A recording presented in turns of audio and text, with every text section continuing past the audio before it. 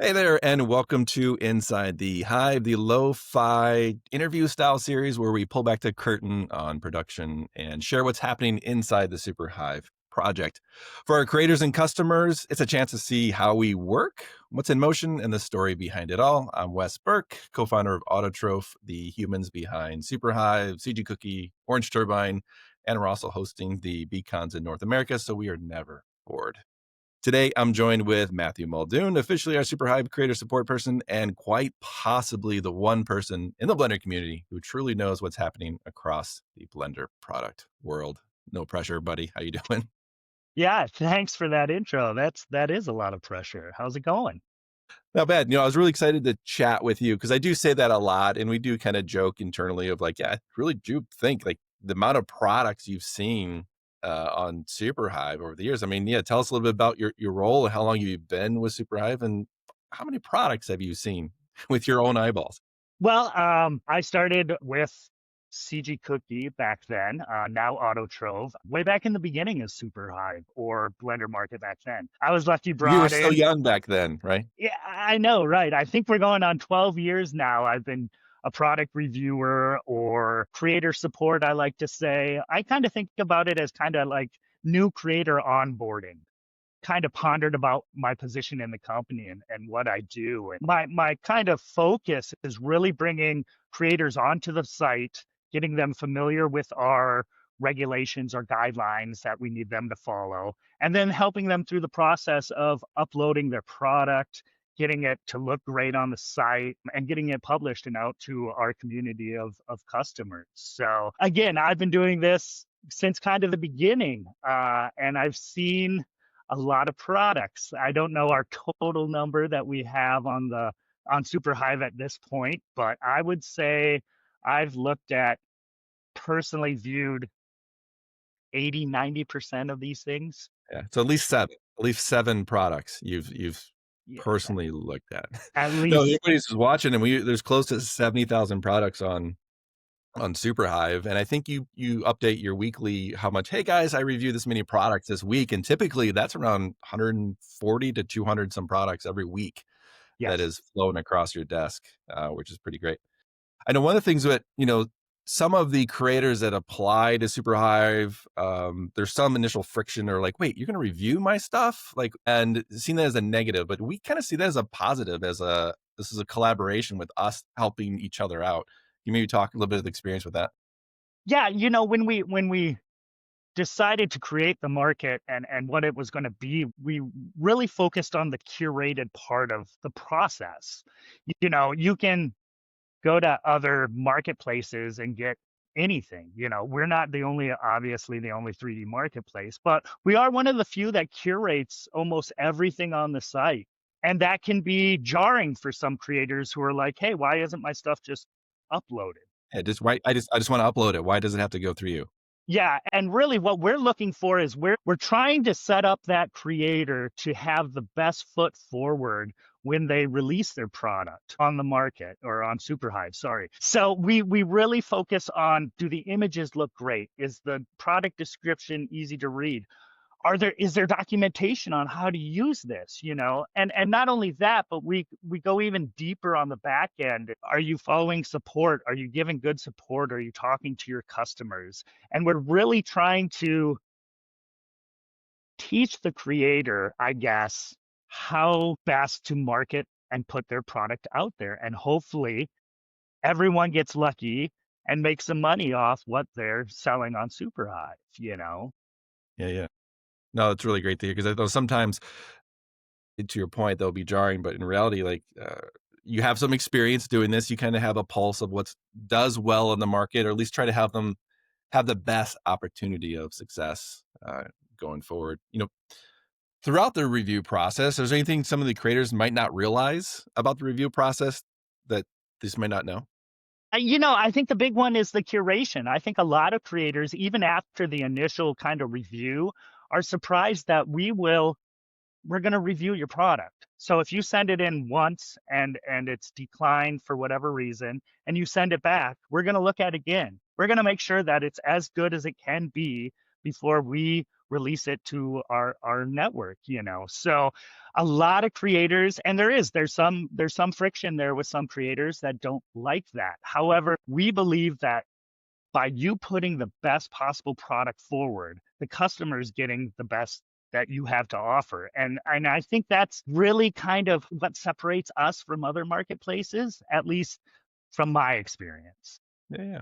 Like I said, there's plenty of really great marketplaces out there that have different experiences for people who are trying to sell.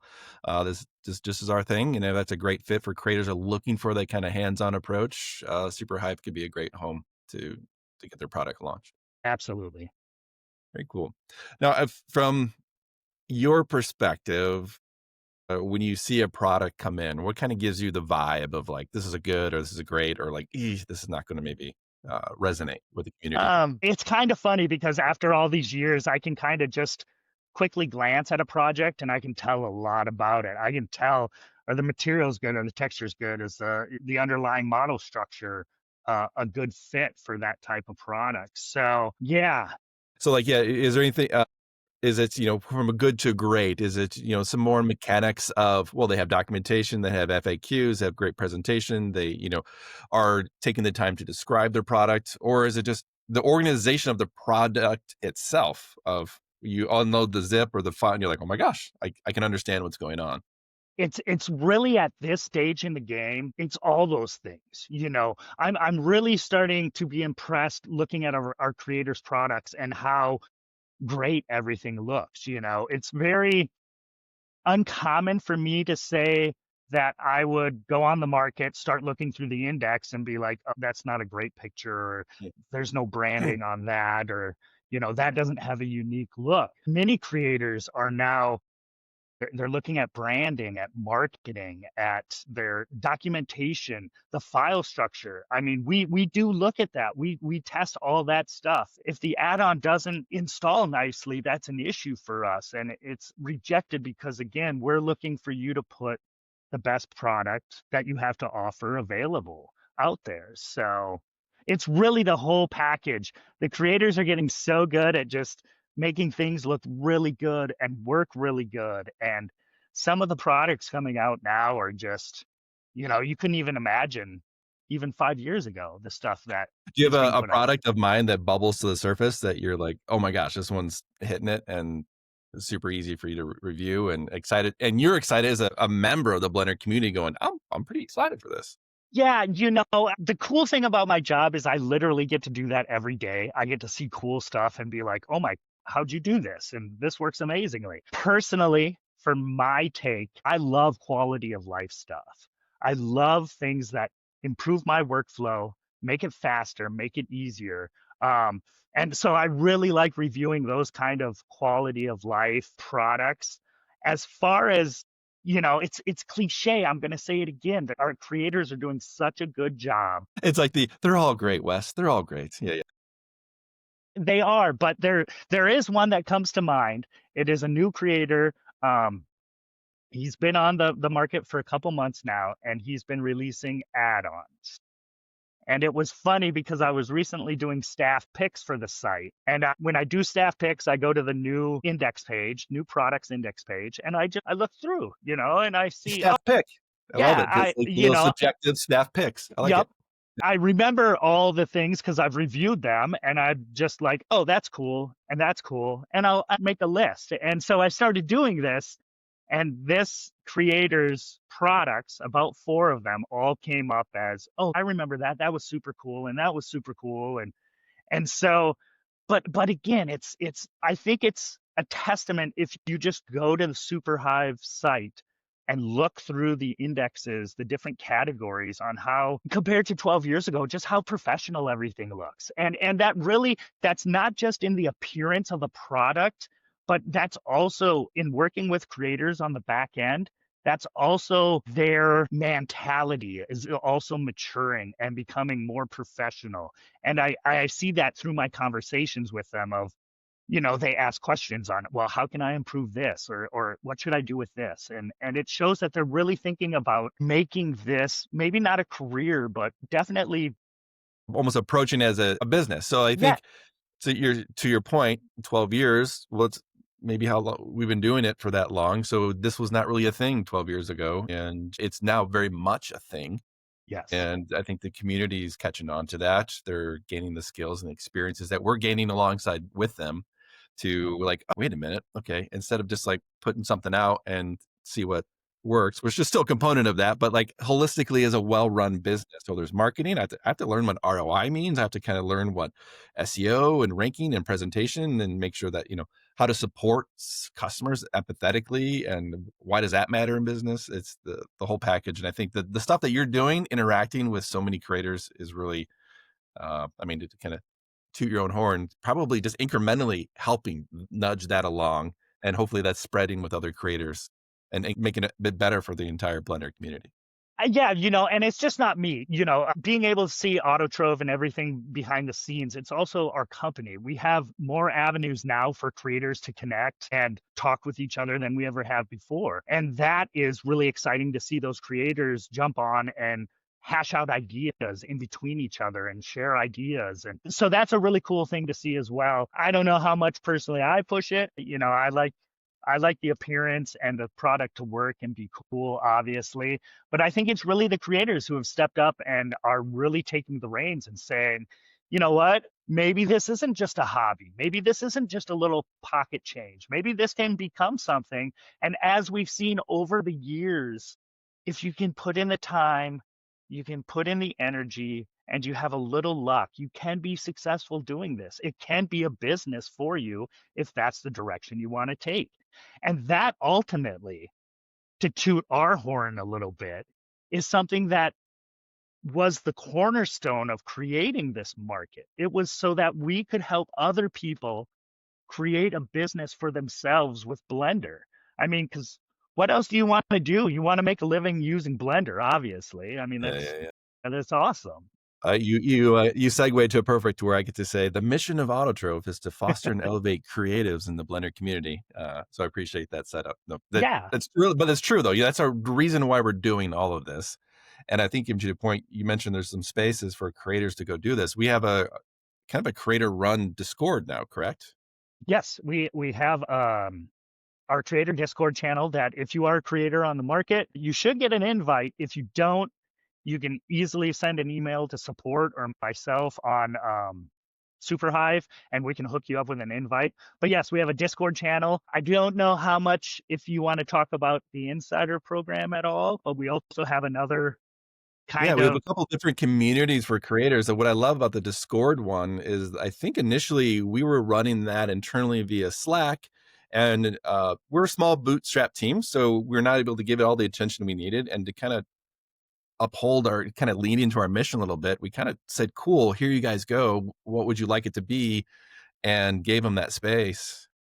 And it's been awesome. It's been thriving with that. And it's been really inspiring from my perspective just to see like how well the community is getting staying up on its own legs and helping each other out, not seeing it me versus you, but seeing it as an us we thing. How can we collaborate and obviously contribute positively to the Blender community, but also enable opportunities for each other to make a living, side hustle, or just have a lot of fun with it. Yeah, exactly, exactly. Yeah, so that's super exciting to see whether it's on the Discord channel, on the Insider program, or just through email. But the Discord channel has been great. We had some creators step up and help us run it, and it's been going great. So if you don't have an invite or you're not a member, let us know. It's certainly something that don't, I don't think we hide. We try and Yeah, promote yeah.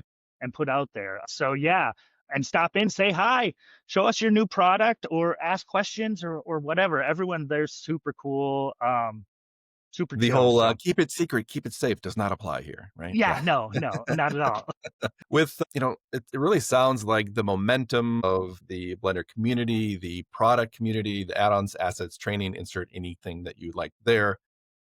How does, one compete then? What are kind of the new trends that you would see someone to focus in on, some opportunities that you are, your personal view of where you think there might be some opportunities for creators to help out other people? Yeah, it's, I will say this, it's definitely harder now than it used to be. 5 years ago, 8 years ago, you could put a cool product on the market, it could get a ton of eyes and you could get sales. Unfortunately, we have a lot of products. We have a lot of good products. We have a lot of good products in the same category as other products. So that's getting harder and harder to do to stand out. And again, I I'm going to come back to it, but you need to focus on, your marketing and reaching out to, influencers and YouTube and all the social stuff and all getting it out there. You got to think about. You really need to think about. If you don't have a brand, I think personally branding is huge on Superhigh. I think creators should have their own look, their own feel, so that when someone sees a thumbnail or their logo, they know, oh, this is from so and so creator. Their stuff is awesome. I know it first glance. So I think branding's super important. As far as like, are there's certainly niches inside of this niche that there are opportunities for. Again, I think the quality of life products is huge. I mean, who doesn't want a well organized properties panel that doesn't have? I know I install all the plugins. I have hundreds of tabs open that I should really uninstall, but um, who doesn't want that? Who doesn't want a faster way to do whatever it is that you're focused on doing?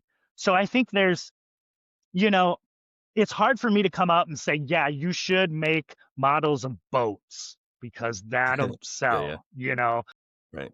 It's kind of, it's more cliche, but it's going back to finding a problem that you have, solving that problem, and then possibly there's other people that have that problem and want a solution to it as well. So Yeah. so really, and that's what we did with Superhive, I feel. We found a missing spot in the niche and we decided, hey, this could be a good avenue. We put all of our chickens in a basket Yeah, and yeah. it's worked out so far. And I think that that's kind of what you need to do as a creator. You have to, I don't want to say you have to hit a home run, but you almost need No, to I hit a think home what I love run. that you're hitting on is that there's a couple points that I think that you're really communicating well is that it doesn't need to be the next fire simulator that also reacts to like is crazy investment of a year development to try to do this one thing. It could be a simple few file add-on that just solves someone's real world paper cut that would love it and you'd sell it in scale. But to your point of, yeah, scratch your own itch first. That's a great first approach. Validate it. Does your share it with your friends? Do they go, holy crap, this was amazing? And then, crawl, walk, run to get on the market. And then to your point of market research, I think you could probably do a fairly decent job of looking at Superhive or even other marketplaces, what's selling, what's not. Do some market research yourself of where this product might fit in and put it out there. Yeah, take a shot. I mean, that's what we're all doing. We're taking shots, where, hey, this is cool. Maybe someone else will like it. Hey, this commercial website might work. Let's try it. And it's just like everything. Sometimes you're going to succeed and sometimes you're going to fail. And the cool thing working this long in this position is I've seen a lot of creators fail, but I've also seen a lot of those creators mature and advance over the years and become successful. And that's super cool to see for me.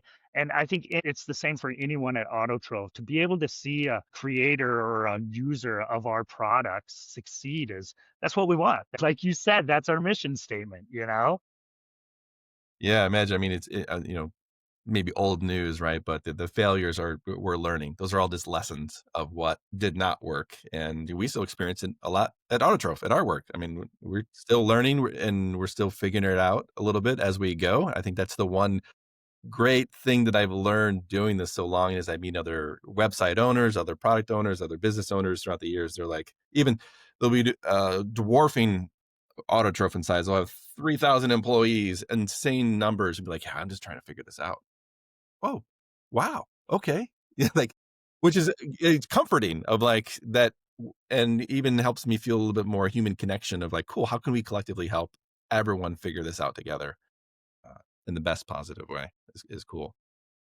to your is there is there typically a common mistake that you see, like, when creators do this? And it might be a simple fix that your most frequent reply back of, "Do this and you're good." I thought about how to answer this because I could go out on a tangent, but I'm not going to. The main thing I would say, we have a guideline document that lays out everything that we're looking for in a product, and that's like the minimum of what we want. So we want 5 images, we want a good product description, we want documentation on how to use the product. So there's certain things, and I would just plead, I guess, with our creators to just follow those and everything will be fine. Where more of the friction comes in is when creators won't follow those and then we get caught in a back and forth. Yeah, And yeah. it's that just takes more of everyone's time. But it's really, yeah, and upload 5 images. 5 images would be the number one thing that I Alright, would yeah, say. upload 5 images and read the directions, which I Yeah, think, as we're all building stuff, it's probably normal and reasonable to get pretty excited about your product. You're really excited just to get it online. Maybe you're thinking it's gonna hit go and it's gonna be there, and then yeah, everyone just kinda, like, as take as much time preparing your product to upload as you did to create it. Where that's not the last like 5%. Like it's really a critical part. And kind of like when we do education courses, we'll spend months producing it, but we're also going to spend months kind of marketing, preparing it. What's the language? How we're releasing it? And we didn't always do that. We used to kind of just, oh, hit publish and then move on to the next. But as we've learned, spending more time in that phase, the landing of the product is just as important.